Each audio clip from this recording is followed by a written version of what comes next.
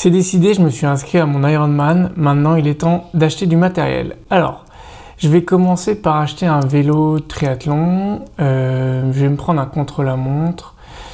Je vais voir si je trouve... Ouais, je vais en prendre un avec une roue lenticulaire. Ça ira plus vite.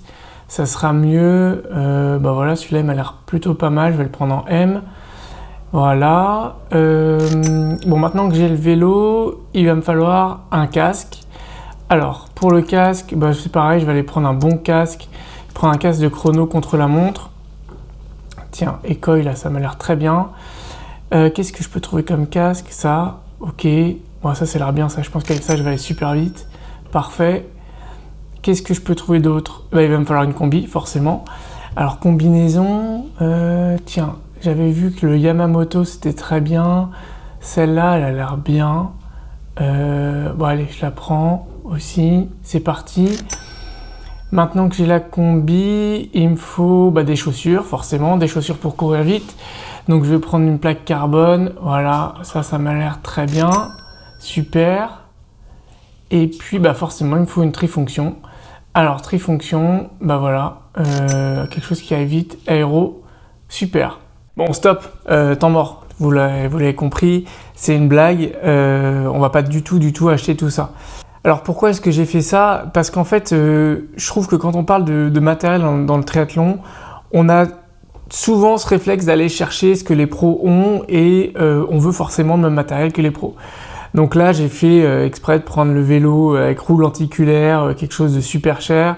Pareil pour le casque, pareil pour la combi, pareil pour les chaussures, pareil pour la trifonction. Je suis pas allé au bout du délire parce que bon, j'avais pas le temps et la vidéo aurait duré 2h30. Mais voilà, je voulais juste montrer que c'est un peu ridicule d'aller vouloir chercher, d'acheter le matériel de pro quand on n'est pas un pro. En fait, un vélo à 12 000 €, si on ne sait pas rouler dessus, il ne fera pas de miracle. Il ne va pas nous faire rouler à 40 km/h. La trifonction, on peut trouver des très bonnes trifonctions pour une centaine d'euros, pas besoin d'en prendre une à 450 €. Tout ça pour vous dire que dans cette vidéo, je voudrais vous montrer le matériel que moi j'utilise dans mon quotidien quand je fais du triathlon. Alors je remets toujours dans le contexte, quand je dis moi, c'est triathlète débutant, ça fait 1 an que j'en fais. J'ai du matériel que j'ai acheté neuf, du matériel que j'ai acheté d'occasion. Ce que j'attends de mon matériel aujourd'hui, c'est qu'il me permette de progresser, de faire de meilleurs chronos. Mais j'attends pas du tout aujourd'hui de mon matériel de me permettre de finir 3e sur un podium, ou même 2e, ou même 1er sur n'importe quel format de triathlon. Alors c'est parti, je rassemble tout le matériel et je vous montre à quoi ça ressemble.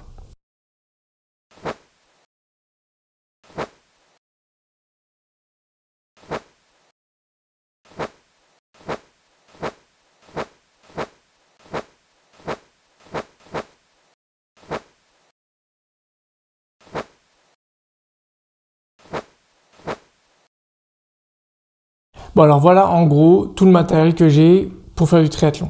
Évidemment j'ai pas lancé le vélo sur le fauteuil, mais vous vous doutez bien que j'ai un vélo que vous allez voir juste après. Pour récapituler un peu l'ensemble du matériel, on va le découper sur les 3 sports, natation, cyclisme et course à pied.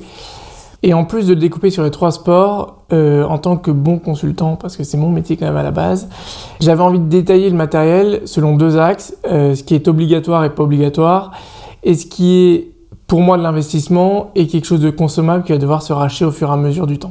Ce que je vais essayer de faire, c'est de classer le matériel que je vais vous présenter à chaque fois dans l'une de ces 4 cases. Et comme ça, je pense que ça permet de savoir réellement de quoi j'ai besoin pour faire du triathlon et combien ça peut coûter. Alors pour commencer la natation, je dirais qu'il y a déjà les entraînements en piscine. Et là, bon, ce qui est obligatoire, c'est une paire de lunettes et un maillot. Ça, je vois pas comment on peut s'en séparer. J'avais fait le choix de prendre une paire de lunettes chez Orca qui m'a coûté 29 € et un maillot de bain à Decathlon qui m'a coûté dans les 35 €. Alors pour moi, du coup, lunettes, maillot de bain, c'est de l'investissement obligatoire. On peut pas nager en piscine sans ces deux choses-là. Ensuite, pour moi, ce qui vient dans l'investissement pas obligatoire, toujours en nageant en piscine, je vais mettre le bonnet de bain parce que c'est pas obligatoire. On peut très bien nager sans bonnet de bain. Et puis tous les équipements type palme, pool boy, plaquettes, tous les équipements techniques comme ça qui viennent se rajouter aux entraînements de natation. Il n'y a rien d'obligatoire, généralement les piscines en proposent aussi, donc on peut très bien se débrouiller sans avoir cet équipement-là. J'avais acheté mon bonnet en même temps que les lunettes chez Orca à 9 €, et puis les palmes, pool boy et plaquettes, pareil chez Decathlon. Je crois que l'ensemble m'avait coûté à peu près 35 euros. Et ensuite, pour moi vient la combinaison qui est obligatoire et aussi un investissement si on veut faire de la compétition. Parce que si on veut faire du triathlon juste pour s'entraîner et sans faire de compétition, on n'est pas obligé de prendre une combinaison. Et on n'est même pas obligé, si jamais qu'on est un peu courageux et qu'on veut bien nager dans l'eau froide sans combinaison, même si certaines fois, en dessous de certaines températures, la combinaison va devenir obligatoire. Mais globalement, je recommande quand même d'avoir une combinaison, une bonne combinaison, parce que ça fait quand même la différence sur les départs en triathlon. La mienne, j'avais acheté du coup chez Orca aussi. J'avais pris une combinaison, non pas une combinaison que je trouvais belle et une combinaison que j'avais envie d'acheter, mais j'ai pris une combinaison qui répondait à mes besoins. Et alors chez Orca, c'est plutôt bien fait, ils ont 3 gammes. Et la gamme que j'avais choisie, c'est une gamme qui s'appelle Float, qui permet d'avoir un peu plus d'épaisseur au niveau des jambes et donc qui va rehausser un petit peu les jambes quand on nage, notamment en eau libre. Et donc ça fait qu'on est un petit peu plus à l'horizontale. Surtout quand on est nageur débutant, en fait, on a tendance à avoir les jambes qui tombent un peu dans l'eau. Donc avoir une combi qui va venir nous rehausser, qui va venir corriger finalement cette mauvaise posture, c'est plutôt agréable. Donc cette combi, je l'avais pris chez Orca à 290 euros. C'est une combi plutôt entrée de gamme, mais qui fait très bien le boulot. Donc là-dedans, vous vous en doutez, il y a un vélo. Alors le vélo, c'est celui-là. C'est un vélo Merida que j'ai acheté d'occasion. À la base, il n'était pas du tout de cette couleur. C'est moi qui l'ai repeint parce que je voulais me l'approprier un petit peu plus. Mais ça, c'est pas obligatoire, hein, c'est chacun fait comme il veut. Donc, ce vélo-là, nu, sans la peinture, il m'a coûté 1500 euros. C'est un bon vélo pour démarrer. Je l'avais choisi parce que il est typé aéro, mais pas trop rigide. Et ça me va bien parce que comme je suis pas un expert en vélo, je voulais pas quelque chose que je puisse pas rouler. Frein à disque, comme je savais que je voulais faire X, je voulais quand même quelque chose qui puisse freiner pas mal en descente. Avec un bon groupe, cellule Tegra. Donc je me disais que ce vélo-là allait être plutôt bien. Donc le vélo, je l'ai acheté 1500 euros d'occasion et j'ai rajouté 300 euros grosso modo pour la peinture. Ce qui fait, on va dire, l'ensemble vélo à 1800 euros. Là-dedans, je dirais qu'il y a 1500 euros qui est vraiment obligatoire d'investissement et il y a 300 euros qui sont un peu du bonus, mais qui font du bien sur le vélo. Toujours dans la catégorie des obligatoires, je vais mettre le casque, parce que ça, on ne peut pas rouler sans casque. Celui-là, j'avais pris chez Ekoi pour une centaine d'euros, 110 euros il me semble. Viennent ensuite les chaussures automatiques. Ces chaussures-là, je les avais pris neuves dans mon magasin de cycle. Elles m'avaient coûté 150 euros et elles font vraiment bien le job. C'est du milieu de gamme, encore une fois. J'ai pas pris le plus entrée de gamme ni le haut de gamme. Ensuite, on a des lunettes. Bon, lunettes, je dirais pas que c'est obligatoire. On peut très bien rouler sans lunettes, mais enfin, c'est quand même un énorme confort, donc je peux que le recommander. Surtout qu'on n'est pas obligé de prendre des grosses marques. Moi, j'ai pris chez Decathlon, pareil, 35 euros. Des lunettes qui me vont bien pour l'instant, donc je vais pas les changer tout de suite. Alors, le dernier truc obligatoire, je dirais, c'est les bidons. Je vois pas comment on peut rouler sans bidon à vélo, surtout quand on fait des sorties un peu longues. Les bidons, pareil, m'a coûté à peu près 10 euros pièce. Donc pour les bidons, je dirais investissement obligatoire. Après, pour tout ce qui n'est pas obligatoire, là-dedans, je vais mettre le kit de réparation de vélo. On peut rouler sans, je le déconseille parce que si jamais on crève ou si jamais on a besoin de régler un peu une tige de selle ou quoi que ce soit, ça fait toujours quand même du bien d'avoir ça à disposition quand on roule. Donc, pas obligatoire, mais vraiment recommandé. Moi, j'avais acheté le mien chez Decathlon pour 15 euros. Ensuite, toujours dans le pas obligatoire, mais qui est un très bon investissement à mon sens, surtout quand on fait du triathlon, c'est les prolongateurs. Moi, je les ai achetés directement parce que je voulais pouvoir m'habituer à cette position aéro, qui n'est pas une position habituelle quand on fait du vélo. Et en plus, il y a quand même un réel gain de temps quand on est en position aéro. On prend beaucoup mieux le vent. Donc moi, je les avais achetés chez Profil Design. Et je les avais achetés 170 euros. Et ces prolongateurs me vont très bien, donc je ne vais pas les changer tout de suite. Encore une fois, pas obligatoire, mais je peux que recommander, surtout quand on veut faire des triathlons. Toujours dans le pas obligatoire, il y a le compteur GPS. Bon, ça c'est pareil, on peut pas dire que c'est obligatoire, mais si on veut mesurer un peu ses performances ou qu'on veut simplement avoir un tracé lisible, j'ai du mal à voir comment on peut faire autrement, mais bon, c'est pas obligatoire. Donc si vous n'avez pas le budget pour, ne le prenez pas. Moi, je l'avais trouvé sur Le Bon Coin à 100 euros. C'est une vieille version d'un GPS Wahoo, mais qui me va très bien, peu importe mes cartes. Et surtout, la fonctionnalité que je voulais, c'était pouvoir avoir la courbe d'élévation en fonction de la route. Ça permet de mieux gérer ses efforts quand on est sur une pente, parce qu'on sait à peu près où on en est de la pente et on sait combien de temps il reste. Donc ça, c'est vraiment une fonctionnalité super pratique. La dernière chose qui n'est pas obligatoire, mais aussi que je recommande de changer, c'est les pneus. Je pense que c'est un des postes de dépense sur le vélo qu'il ne faut pas prendre à la légère, parce que avoir des pneus bas de gamme, ça va vraiment avoir un impact sur notre manière de rouler et sur le ressenti finalement de la route. Donc moi, j'ai changé assez vite de pneus. Je suis parti sur des pneus S-Works, des Mondo. Je dirais que c'est du milieu haut de gamme parce que c'est des pneus qui coûtent 70 € pièce. C'est des pneus typés endurance, donc pas compétition. Et les pneus endurance sont bien parce qu'ils sont plus résistants et donc meilleure longévité. Donc si on investit un petit peu dans des pneus, même si c'est pas les plus légers, même si c'est pas des pneus compétition, ils vont mieux résister dans le temps. Et donc, il y a un meilleur retour sur investissement. Alors, ensuite vient la course à pied. Dans la course à pied, je mets la trifonction, même si en vrai, elle est sur les 3 sports. Alors, cette trifonction, je l'avais aussi achetée chez Orca en même temps que j'ai acheté les lunettes, le bonnet et la combi. Elle m'avait coûté 180 €. Bon, la trifonction un peu de base. La seule chose que je voulais absolument, c'était avoir des poches à l'arrière pour pouvoir y glisser un gel quand je cours.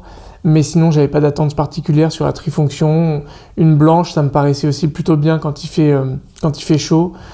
Donc voilà, trifonction qui fait le job. Une bonne peau de chamois quand même pour la partie vélo. Mais voilà, pas besoin d'aller chercher une trifonction à 400 €. Je pense que le modèle que j'ai est un très bon modèle. Les chaussures, évidemment, des bonnes chaussures de course à pied, c'est nécessaire. Et ça, je dirais que c'est obligatoire, mais que c'est consommable. Malheureusement, une paire de chaussures, ça va durer entre 500 et 700 km en fonction de comment on court avec.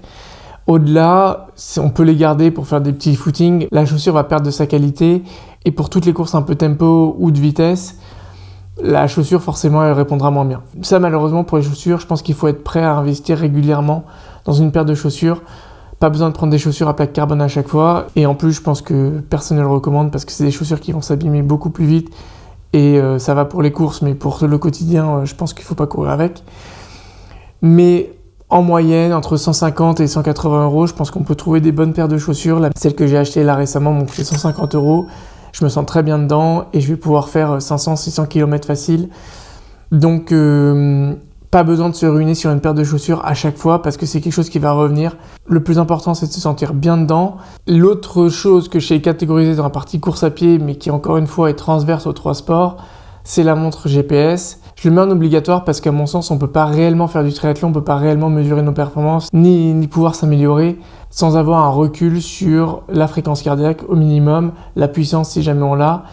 Et puis, pendant tous les entraînements, pour moi, c'est indispensable de pouvoir savoir où on en est. Donc la montre GPS, pour moi, c'est un indispensable, mais un investissement parce qu'on peut le garder vraiment longtemps. La mienne, j'ai trouvé sur le Bon Coin aussi. C'est une Garmin 265, j'avais trouvé à 250 €. Donc une belle affaire. Et pas besoin d'acheter une montre neuve. On peut très bien acheter une montre qui date d'1 ou 2 ans. En tout cas, à mon niveau, pas besoin d'avoir quelque chose de fou. D'avoir une montre qui répond à mes besoins. Et la dernière chose, 4e discipline du triathlon, la nutrition. Là, c'est pareil, je recommande quand même d'acheter des choses, même si c'est méga consommable, parce que à chaque fois qu'on s'entraîne, on va pas en utiliser. En moyenne, il va falloir compter entre 2 ou 4 € par gel, par barre ou par purée ou par ce que vous voulez. En moyenne, c'est à peu près les prix. Il faut prévoir un budget pour ça. Je pense que c'est indispensable, que ce soit pour les sorties longues à vélo ou pour les courses. Avoir de quoi se nourrir, c'est indispensable parce que notre corps en a besoin. On a besoin de beaucoup de glucides quand on fait ce genre d'efforts longs. Donc pour moi, nutrition, consommable mais obligatoire. Ça, il n'y a pas le choix. Voilà, donc au total, tout ce matériel, moi, ça m'a coûté 3 500 €. Sur ces 3 500 €, je pense que réellement, il y en a 2 700 qui sont obligatoires. Sans ces 2 700 €, je vois mal comment on peut faire du triathlon et s'inscrire sur des courses. Mais je trouve que c'est un budget qui est raisonnable parce qu'on ne peut même pas avoir un vélo pour ce prix-là. Si on sait où mettre ses priorités, on sait quoi acheter d'occasion, quoi acheter neuf, je pense qu'on peut réellement démarrer le triathlon pour moins de 3 000 € et on peut vraiment s'amuser pendant quelques années avant d'aller sur du matériel plus évolué comme ceux que je montrais en début de vidéo. Parce que là, clairement, c'est des budgets pour des gens qui font du triathlon depuis soit très longtemps, soit qui cherchent des performances absolues. ce qui n'est encore une fois pas mon cas. Bon, voilà pour tout le matériel que j'utilise. J'espère que cette vidéo elle aura été utile pour les personnes qui veulent se lancer dans le triathlon et qui se demandent combien ça peut coûter. J'espère que j'aurai répondu à certaines de vos questions. En tout cas, si certains d'entre vous ont encore des questions, n'hésitez pas à me les poser dans les commentaires. Ça me ferait vraiment plaisir d'y répondre. Merci à ceux qui ont regardé la vidéo jusqu'au bout et je vous dis à la prochaine.